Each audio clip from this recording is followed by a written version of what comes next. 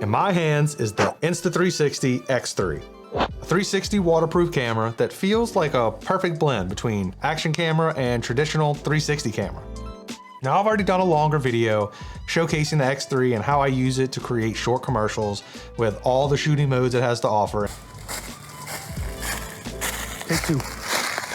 If you want to check that out, I'll link it up above now, but this video is going to be more like a traditional review, so I can dig deeper into all of these features individually without all the running around in the process. I'll be tossing up clips throughout the entire review so you can see actual footage and photos taken with this exact camera. What's the deal, everyone? Welcome back to the studio. I'm Jeremy Deal, and first let's talk about the camera itself since it's in my hand. It only weighs 6.3 ounces and has a huge ultra bright 2.29 inch touchscreen with tempered glass, and the camera's waterproof down to 33 feet without a case. It has one lens on each side, and those lenses are connected to half-inch CMOS 48 megapixel sensors. Charge and PC connection via USB-C, has a built-in mic, quarter 20 female at the bottom, making it super easy to mount, and it records on a micro SD with an 1800 milliamp battery that they say can run like 1.5 hours without being charged on the website, but in my experience, it'll stay alive much longer if you're conscious about that battery usage while you have it on. This camera comes with a soft sleeve, which is nice for pocketing when walking around the city, but if you're going to be doing anything extra sporty or activity-based where it gets tossed in a bag full of a lot of heavy and pointy things, I highly recommend getting the silicone lens protector. I use it a lot. One thing that irks me a little is the fact that once you have this silicone lens protector on, it will no longer fit in the nice little carrying case it comes with. So it's up to you to decide what's more important to protect, the screen or the lenses. But from my experience, this screen is super tough. I don't have any scratches on it yet. This thing literally has too many features to cover in one video without it being 20 minutes long. So I'm only gonna cover the features that I use all the time on the X3. Now, onto what the camera itself can do. Since this is a 360 camera first, I'll start there, even though it's not what I think is the coolest thing about this camera. I'll pop this off. I'll get onto that a little later. So let's talk about the 360 videos first. Now, when it comes to the video for 360, you have two different options, the regular video and the HDR video mode. For interior shots where the lighting is dim and dark, I highly recommend shooting in regular video mode and only using the HDR in bright, well-lit environments. Straight up tells you this on the camera, but as always, I want to test and break as much as possible. So of course I did the opposite. Using it on exteriors or really bright interiors, it works beautifully, and you can 100% tell a difference between the two. But try using it in those darker rooms and you'll experience some color shifts, and a couple times I even got stutter lag showing up in my footage.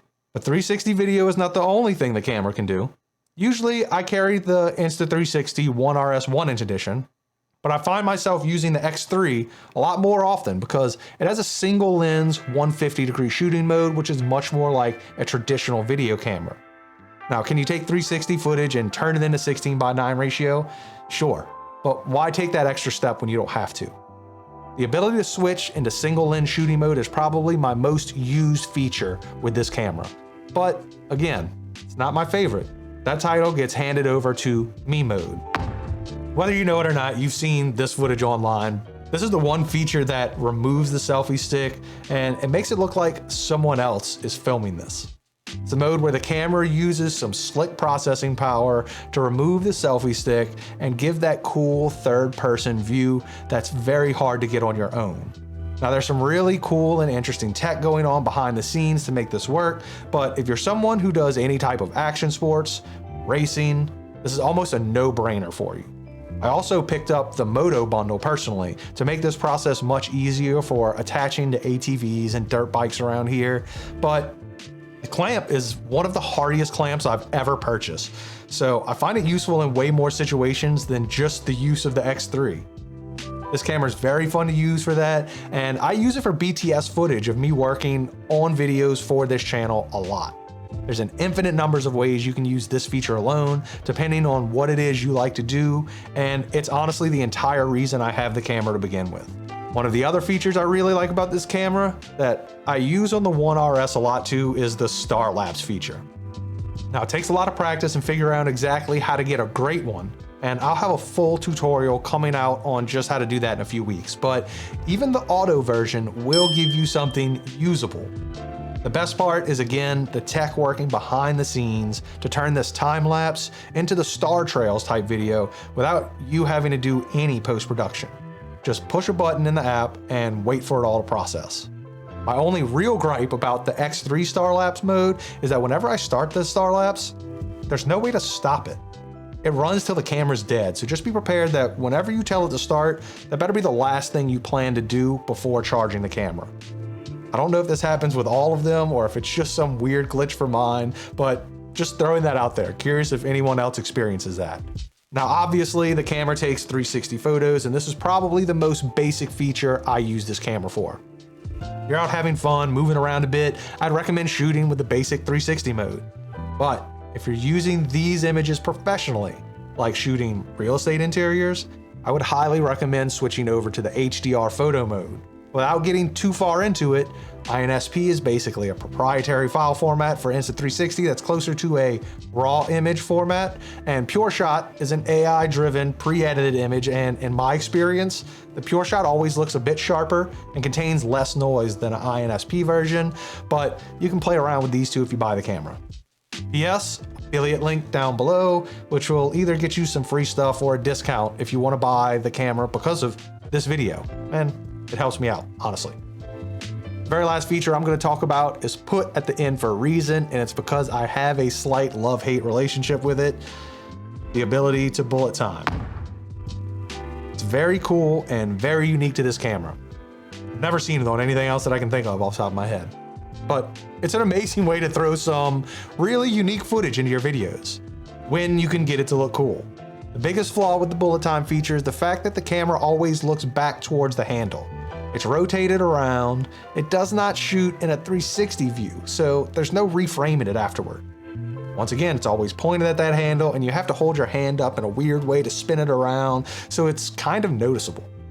I've used it a few different unique ways, and my biggest recommend is doing something like leaves or snow or rain, because it sells that bullet time effect 20 times more than just you jumping around and spinning the camera.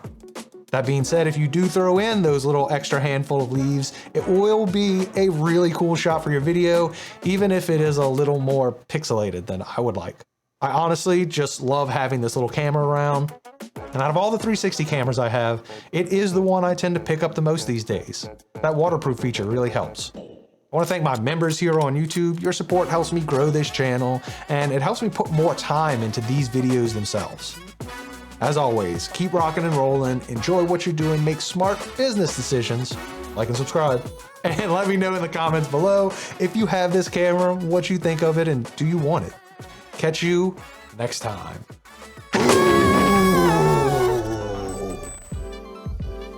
Is that enough boom and shake? Yeah, I'm still trying to figure out what to do about my green screen endings over there. But either way, all honesty, I really love this camera. It stays in my truck all the time. It's like this and the Go 3 have just become my in-vehicle cameras for everyday use.